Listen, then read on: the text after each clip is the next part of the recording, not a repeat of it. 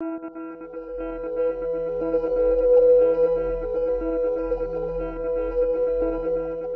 1926, 22-year-old doctoral student J. Robert Oppenheimer grapples with anxiety and homesickness while studying experimental physics under Patrick Blackett at the Cavendish Laboratory in the University of Cambridge. Upset with Blackett's attitude, Oppenheimer leaves him a poisoned apple but later retrieves it. Visiting scientist Niels Bohr advises Oppenheimer to study theoretical physics at the University of Göttingen instead. Oppenheimer completes his PhD there and meets fellow scientist Isidor Rabi. They later meet theoretical physicist Werner Heisenberg in Switzerland. Wanting to expand quantum physics research in the United States, Oppenheimer begins teaching at the University of California, Berkeley, and the California Institute of Technology. He marries Kitty Puning, a biologist and ex-communist, and has an intermittent affair with Jean Tatlock, a troubled communist who later dies by suicide.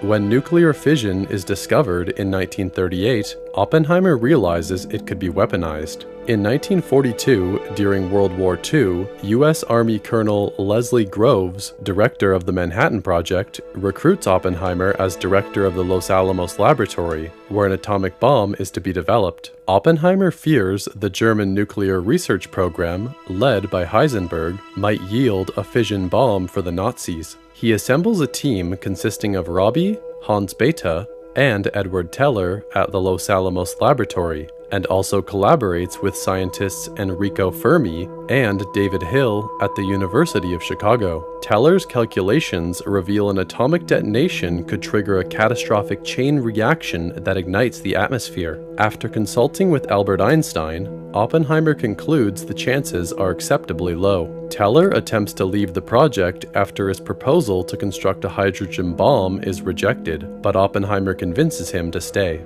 After Germany's surrender in 1945, some project scientists question the bomb's relevance. Oppenheimer believes it would end the ongoing Pacific War and save Allied lives. The Trinity test is successful, and President Harry S. Truman orders the atomic bombings of Hiroshima and Nagasaki, resulting in Japan's surrender. Though publicly praised, Oppenheimer is haunted by the mass destruction and fatalities. After Oppenheimer expresses his personal guilt to Truman, the president berates Oppenheimer and dismisses his urging to cease further atomic development. As an advisor to the United States Atomic Energy Commission, Oppenheimer's stance generates controversy, while Teller's hydrogen bomb receives renewed interest amidst the burgeoning Cold War. Atomic Energy Commission Chairman Louis Strauss resents Oppenheimer for publicly dismissing Strauss's concerns about exporting radioisotopes, and for recommending negotiations with the Soviet Union after the Soviets successfully detonated their own bomb. Strauss also believes that Oppenheimer denigrated him during a conversation Oppenheimer had with Einstein in 1947.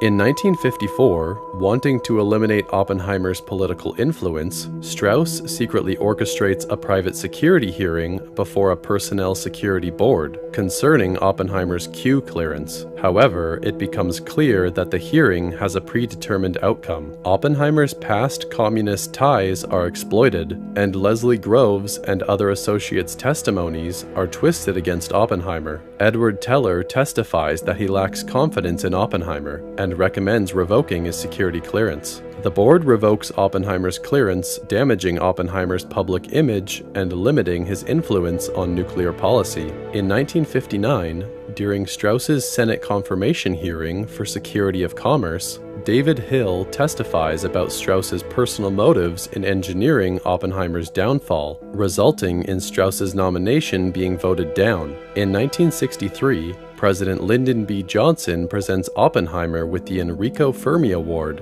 as a gesture of political rehabilitation. A flashback reveals that Oppenheimer and Einstein's 1947 conversation never mentioned Strauss. Oppenheimer instead expressed his belief that they had indeed started a chain reaction, a nuclear arms race that would one day destroy the world.